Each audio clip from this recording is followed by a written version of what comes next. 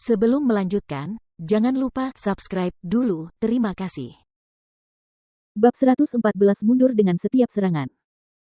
Pastor ketersedak dan melotot marah ke arahnya, dia telah mengikuti keputusan para tetua dari kedua belah pihak, benar dan tepat. Tidak ada yang lebih menyedihkan daripada caramu mengatakannya. Apakah itu menyedihkan atau tidak, aku yakin setiap orang di sini dapat menilainya sendiri. Guan Xilin membentak dengan ketus, tidak mau memberi mereka perhatian lagi, dan berbalik menghadap Guan Siruan untuk memberi salam dengan tangan terkepal.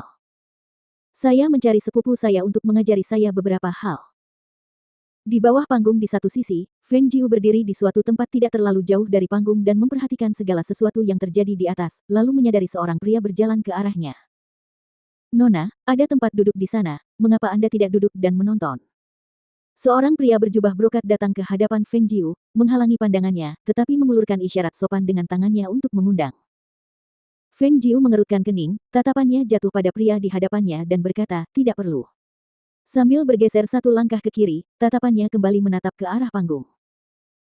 Berbagai kepala keluarga memusatkan perhatian mereka pada aktivitas di panggung, tetapi para pemuda di barisan belakang menoleh untuk memperhatikan apa yang terjadi di sana. Melihat wanita muda itu bahkan tidak memberikan perhatian sedikit pun kepada pria itu, mereka semua tidak dapat menahan diri untuk tidak mulai terkekeh di antara mereka sendiri.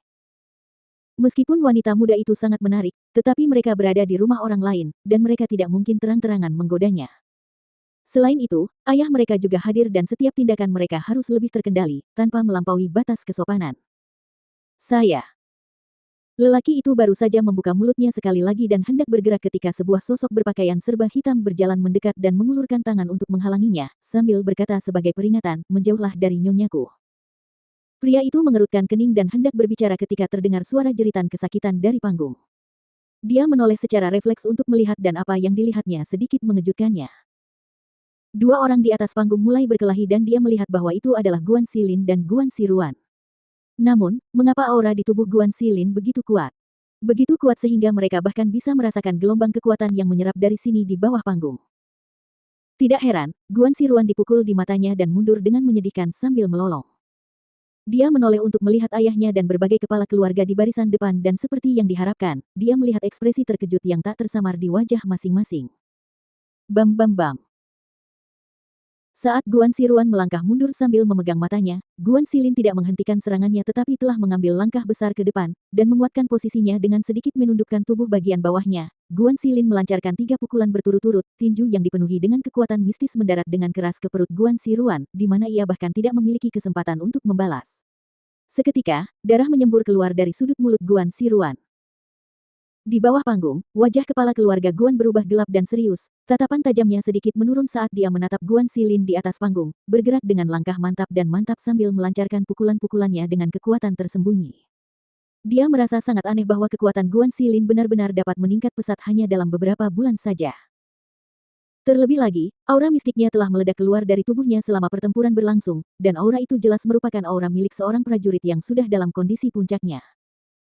Mungkinkah dia mengalami pertemuan yang tidak disengaja dalam beberapa bulan terakhir? Kalau tidak, bagaimana kekuatannya bisa meningkat begitu cepat? Melihat putranya didorong mundur setiap kali dia melangkah, diserang setiap kali, dan darah menetes dari sudut mulutnya, tangannya yang diletakkan di atas lututnya diam-diam mencengkeram erat. Jika keadaan terus seperti ini, Siruan pasti akan kalah. Wah, bagaimana kakak Xilin bisa menjadi begitu kuat? Dia tidak sebanding dengan kakak Siruan sebelumnya, mengapa kekuatannya meningkat pesat hanya dalam beberapa bulan saja kita tidak melihatnya? Benar sekali. Aku ingat terakhir kali mereka bertanding, dia dikalahkan oleh kakak Siruan dengan telak sehingga dia tidak bisa bangun dari tempat tidur selama 3 hari penuh. Para anggota keluarga Guan yang lebih muda berdiskusi dengan suara pelan di bawah panggung, mata mereka dipenuhi dengan keheranan saat mereka menatap Guan Xilin di atas panggung, dan suara perdebatan mereka kemudian segera dibungkam oleh pemandangan yang terjadi di saat berikutnya. Guan Xilin. Setelah dipukuli sampai babak belur, Guan Siruan berteriak marah, penghinaan karena dipaksa mundur dari setiap serangan menyebabkan dia kehilangan akal sehatnya. Tidak tahu dari mana dia mencabut pedang panjangnya, Guan Siruan tiba-tiba mengayunkan pedang panjangnya ke depan, dan menerjang Guan Xilin dengan amarah yang membara.